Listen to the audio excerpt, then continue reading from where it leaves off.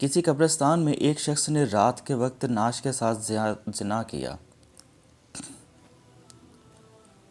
کسی قبرستان میں ایک شخص نے رات کے وقت لاش کے ساتھ زنا کیا۔ بادشاہ وقت ایک نیک صفت شخص تھا۔ اس کے خواب میں ایک سفید پوش آدمی آیا اور اسے کہا کہ فلاں مقام پر فلاں شخص اس گناہ کا مرتکب ہوا ہے، اور اسے حکم دیا کہ اس زانی کو فوراً بادشاہی دربار میں لا کر اسے مشیر خاص کے عہدے پر مقرر کیا جائے۔ بادشاہ نے وجہ جاننی چاہی تو فوراً خواب ٹوٹ گیا۔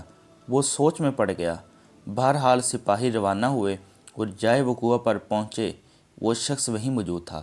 سپاہیوں کو دیکھ کر وہ بوکھلا گیا اور اسے یقین ہو گیا کہ اس کی موت کا وقت آن پہنچا ہے۔ اسے بادشاہ کے سامنے حاضر کیا گیا۔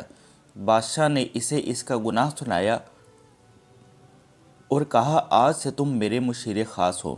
دوسری رات بادشاہ کو پھر خواب آیا تو بادشاہ نے فوراً اس سفید پوش سے اس کی وجہ پوچھی کہ ایک زانی کے ساتھ ایسا کیوں کرنے کا کہا۔ سفید پوش نے کہا اللہ کو اس کا گناہ سخت ناپسند آیا ہے، کیونکہ اس کی موت کا وقت نہیں آیا تھا، اس لیے تم سے کہا گیا کہ اسے مشیر بنا لو تاکہ وہ عیش میں پڑ جائے اور کبھی اپنے گناہ پر نادم ہو کر معافی نہ مانگ سکے، کیونکہ اس کی سزا آخرت میں طے کر دی گئی ہے۔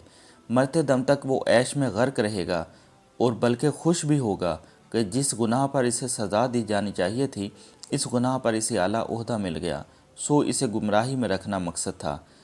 اب وہ اٹھے، میرے سر پہ ہاتھ رکھا اور کہا بیٹا، جب گناہوں پر آسانی ملنے لگے تو سمجھ لینا آخرت خراب ہو گئی ہے اور توبہ کے دروازے تم پر بند کر دیے گئے ہیں۔ میں سن کر حیران رہ گیا، اپنے گریبان میں اور آس پاس نگاہ دوڑائی۔ کیا آج ایسا نہیں ہے؟ بار بار گناہوں کا موقع ملتا ہے ہمیں، اور کتنی آسانی سے ملتا ہے، اور کوئی پکڑ نہیں ہوتی ہماری۔ ہم خوش ہیں، عیش میں ہیں۔ کتنی ہی مرد و خواتین کتنی ہی بار گھٹیا فعل کے مرتکب ہوتے ہیں، اور مرد اسے اپنی جیت اور عورت اپنی جیت کا نام دیتی ہے، اور اگلی بار ایک نیا شکار ہوتا ہے۔ پہلی بار گناہ ہر دل زور زور سے دھڑکے گا، دماغ غیر شعوری سگنل دے گا، ایک ٹیس اٹھے گی ذہن میں، جسم لاغر ہونے لگے گا، کانپنے لگے گا۔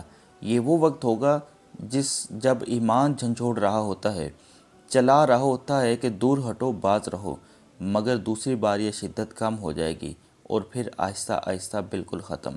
پھر انسان مست رہتا ہے اور خوش بھی، مگر افسوس کہ اوپر والا اس سے اپنا تعلق قطع کر لیتا ہے۔